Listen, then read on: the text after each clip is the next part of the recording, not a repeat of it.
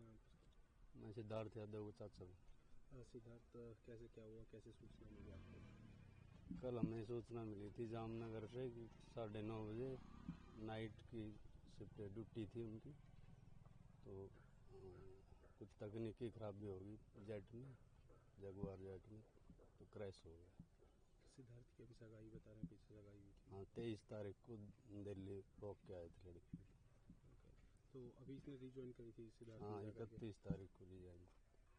क्या कुछ पूरी घटना है? जिस तरीके से बता रहे हैं कि एक गांव भी नीचे पड़ रहा था जब उसका क्राफ्ट खराब हुआ।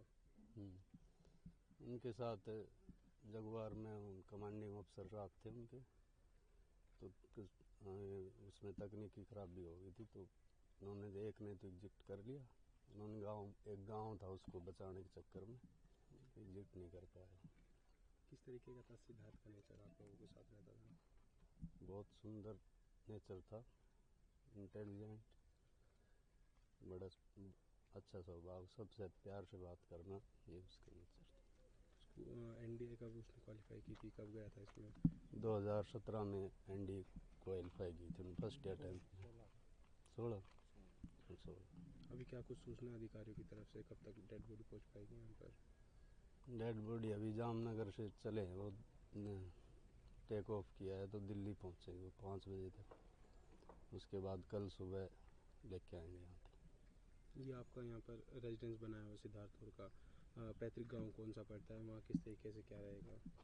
हमारा पैतृक गांव माजरावाड़ की है, और सुबह उनका अंतिम संस्कार राजकीय सम्मान के साथ वहीं पे करेंगे गांव में। अंकल जी, क्या नाम है?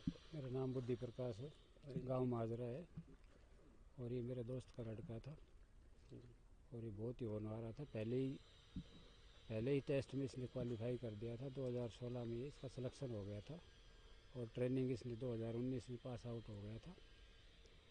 और 2 तारीख को शाम को उसका सीओ और वो दोनों, वो आगे बैठे थे, वो पीछे बैठा था, तो उनके वो उड़ान भरी। जो ही उड़ान भरते ही पता नहीं कोई पक्षी आया आगे या कुछ भी आया, वो उसको इंडिकेशन मिला होगा, तो पीछे वाला सीओ ने इजेक्ट कर दिया, और उसने सोचा कि आगे गांव है तो मैं इसको संभाल के आगे उतार दूंगा। और वो कंट्रोल से, मतलब ज़्यादा ही कोई तकनीकी होगी ख़राब, तो उसने बस अपनी जान को ना देखते हुए पूरे गांव की जान को बचाने की।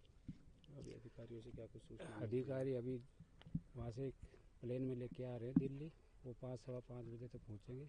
उसके बाद में वहाँ का जो दिल्ली का प्रोसेस है वो पूरा करेंगे, और उसके बाद में कल सुबह 8 बजे रेवाड़ी में सेक्टर 18 में लेके आएंगे 235 में, और उसके बाद में राज्य सम्मान के साथ माजरा एम्स में सरकारी स्कूल के पास उसका दाह संस्कार करेंगे। फैमिली बैकग्राउंड में पीछे से सैन्य सेवा? फैमिली बैकग्राउंड तो पूरा ही देश के समर्पित थे। इसके दादाजी भी फौज में थे, इसके पिताजी एयरफोर्स रिटायरमेंट थे, अब LIC में काम कर रहे हैं।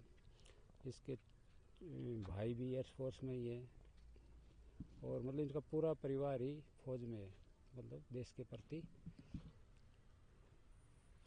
समर्पित है सारे। सिद्धार्थ अकेला लड़का है? सिद्धार्थ, और एक इसकी छोटी बहन है, 2 बहन भाई है ये।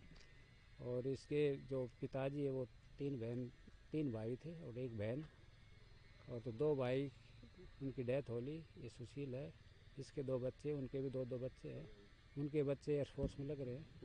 अभी पीछे ये खुशी का माहौल आया था? एक अभी 23 मार्च को उसकी रिंग सेरेमनी थी यहाँ पर सेक्टर 7 में दिल्ली में द्वारका में, और अच्छा माहौल था। और अचानक ये पलटी, पता नहीं क्या कुछ हुआ, भगवान ने क्या सोचा।